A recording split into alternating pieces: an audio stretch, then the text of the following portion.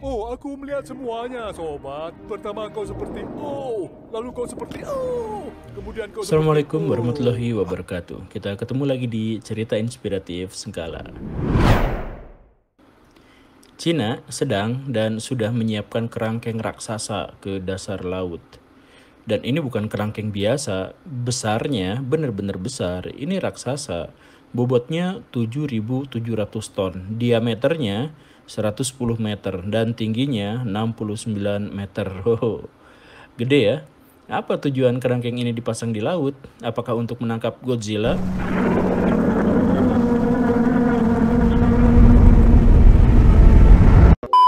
Atau tempat pengungsian manusia jika zombie menyebar di daratan?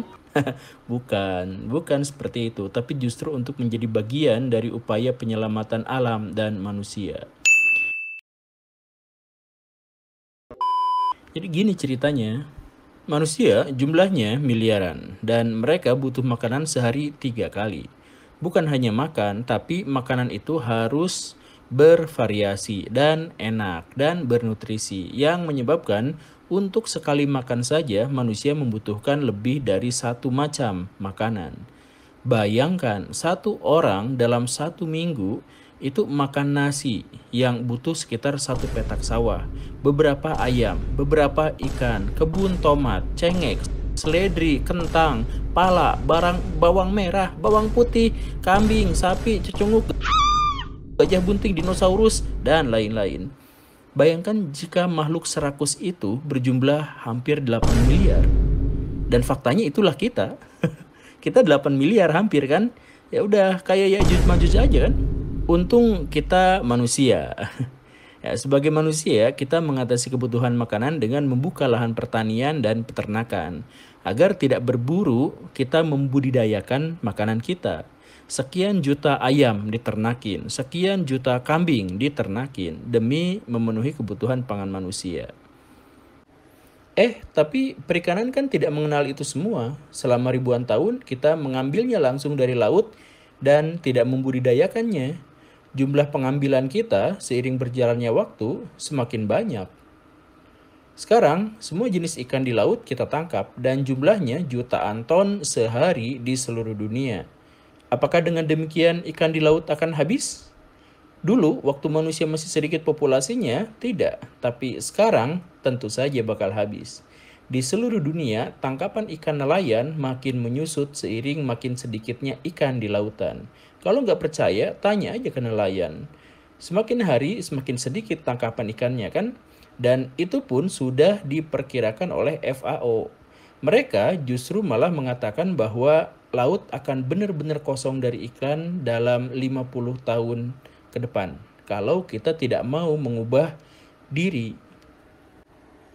Nah, dari situlah sejak tahun 1970-an diciptakan teknologi offshore fish farm. Ikan laut kita kandangin, dibesarkan, dikembangbiakan, dibudidayakan di satu tempat yang sama. Dari sinalah kemudian kita bisa memenuhi kebutuhan pangan manusia. Diharapkan 90% pangan manusia dari laut itu hasil budidaya dari teknologi ya itu. Nah, caranya dengan membangun kerangkeng-kerangkeng raksasa ini. Kerangkeng ikan ini dibuat sangat besar bukan hanya untuk menampung ikan dalam jumlah raksasa, tapi ini adalah sistem terpadu yang memenuhi kebutuhan ikan-ikan untuk tumbuh kembang. Selain tempat renang yang luas, mereka juga dapat pakan, dapat pengobatan kalau sakit, dan atau terkena parasit. Dan mereka tidak usah khawatir diburu oleh megalodon dan kucing oren, karena kerangkeng ini juga memberikan kepada mereka perlindungan yang nyaman. Sistem terpadu ini ternyata hanya membutuhkan pegawai 3-5 orang untuk bisa menghasilkan 1,5 juta ton ikan dalam 14 bulan. Dan dengan tingkat kematian ikan yang sangat rendah, yaitu sekitar 2% saja. Jadi ini memang benar-benar teknologi masa depan. Tertarik? Jangan dulu tertarik ke bisnisnya. Karena harga satuannya itu mencapai 1,7 triliun.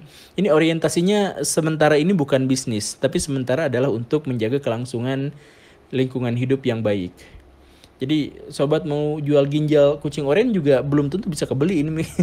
Gede banget. Dan yang lebih harus ditekankan adalah populasi manusia semakin banyak, sedangkan daya dukung bumi itu sangat terbatas. Bijaklah dalam hidup, dalam makan, dalam menggunakan air, dalam segala aspek kehidupan. Karena kalau alam rusak, kita bukan hanya akan sulit untuk mengatasinya, kita bahkan mungkin tak punya kesempatan untuk sekedar menyesali kerusakan itu. Iya kan? Jadi silahkan renungkan.